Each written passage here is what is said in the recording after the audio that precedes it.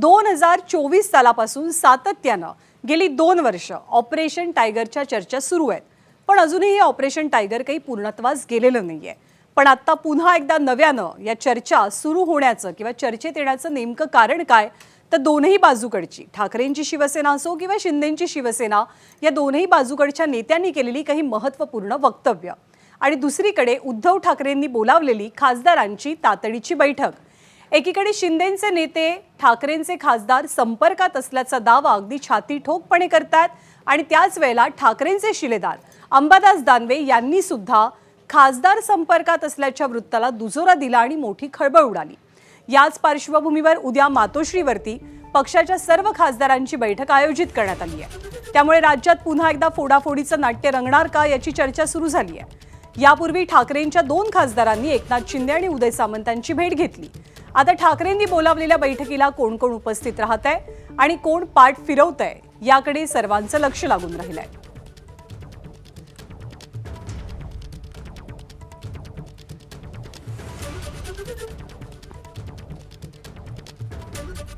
तर सगळ्यांचे लक्ष ऑपरेशन टायगरच्या चर्चेच्या पार्श्वभूमीवरती लागलंय ते मातोश्रीवर उद्या होणाऱ्या बैठकीकडे। पण उद्याची बैठक ही पक्षातली एक नॉर्मल प्रक्रिया आहे आणि विविध विषयांवरती खासदारांसोबत चर्चा करण्यासाठी उद्धव ठाकरेंनी सर्वांना मातोश्रीवरती बोलावल्याचं संजय राऊत म्हणतात। उद्या शिवसेनेच्या खासदारांची बैठक मातोश्रीवर आहे।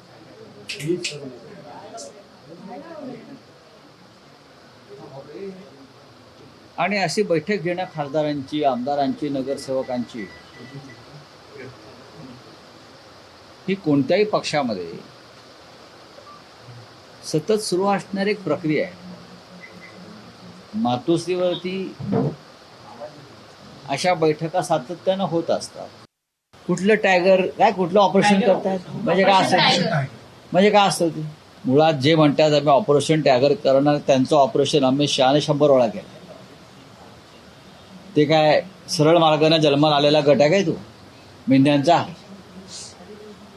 अमित शहाचा पक्ष आहे आणि विकृती आहे ही एक प्रकारची। पक्ष फोडणं, माणसं विकत घेणं ही एक प्रकारची विकृती आहे। आणि जेव्हापासून या महाराष्ट्रात मोदी शहांचं राज्य आलंय या देशात, तेव्हापासून राजकारणातल्या या विकृतीनं कळस गाठलेला आहे। आणि ऑपरेशन टायगरच्या चर्चेवरनं अंबादास दानवे यांनी केलेली 2 विधानं सुद्धा महत्त्वाची मानली जातात, कारण एकाच दिवसात त्यांनी 2 परस्पर विधानं केल्यामुळे एक वेगळी चर्चा रंगू लागली आहे। काही जण संपर्कात असतील असा दावा अंबादास दानवेंनी सकाळी ऑपरेशन टायगर बद्दल बोलताना केला, पण काही तासांनी त्यांनी आपल्याच वक्तव्यावरनं युटर्न घेतला आणि ही चर्चा निव्वळ व्यर्थ असल्याचं स्पष्ट केलं।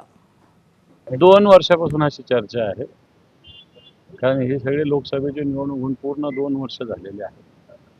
2 वर्षापासून अशी महिन्याला 2 महिन्याला अशा पद्धतीने चर्चा होत असते। का बरं होत असेल? काही लोक असतील, काही लोक तर ओपन बोललेले आहे, आम्हालाही माहिती आहे। परंतु चर्चा दर 2 महिन्याला होत असते, हे तर नक्की आता कबूल केलं पाहिजे आता अधिकृतरित्या। बैठका नियमित होत असतात उद्धव साहेबांकडे। आता ती खासदारांची तुम्हाला मीडियाला कळली म्हणून नाही तर अशा बैठका नियमित जिल्हा प्रमुखाच्या होतात, खासदारांच्या होतात, आता आमदारांच्या होतील। संघटनात्मक प्रक्रिया आहे। शिंदे गटांच्या संपर्कात असल्याच्या पार्श्वभूमीवर बैठक होती, त्यामुळे चर्चा आहे। अशा 2 वर्षापासून चर्चा आहे शिंदे गटाच्या संपर्कात। त्याच्यामुळे अशा चर्चेला काही अर्थ नाही।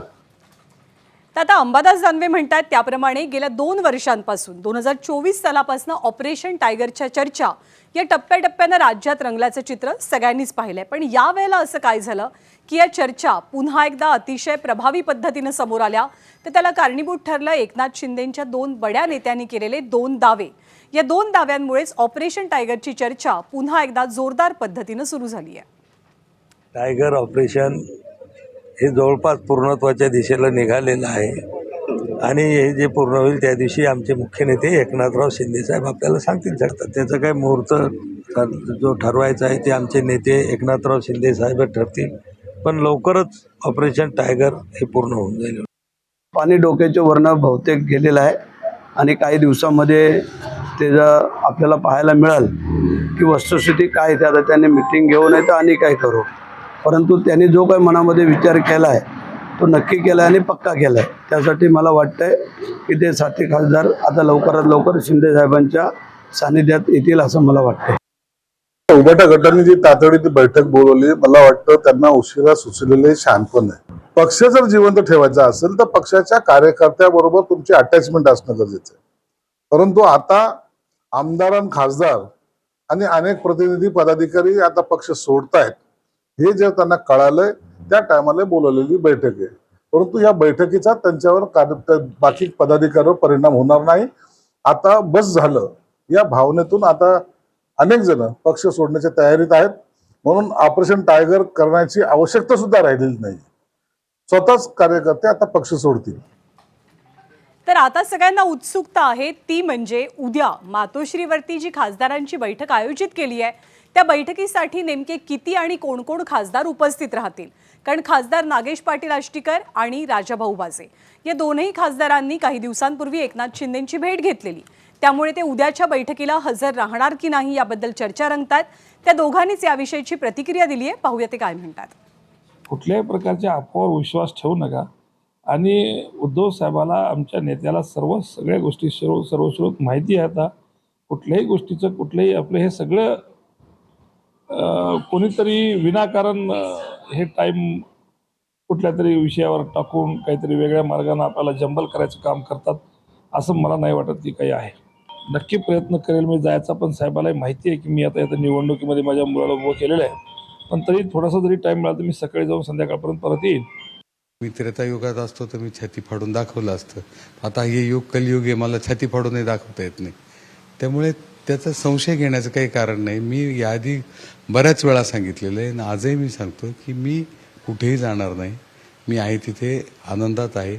मला विधानसभेचा सदस्य मी शिवसेनेमुळे झालो, मी लोकसभेचा सदस्य शिवसेनेमुळे झालो आणि मी उद्धव साहेबांना सोडून कुठेही जाणार नाही. ही काळ्या दगडावरची रेघ आहे. कामं आज होतील उद्या नाही होणार या गोष्टी चालूच राहणार आहे. परंतु आपल्या विचारधारा बदलून काही करणं हे योग्य नाही.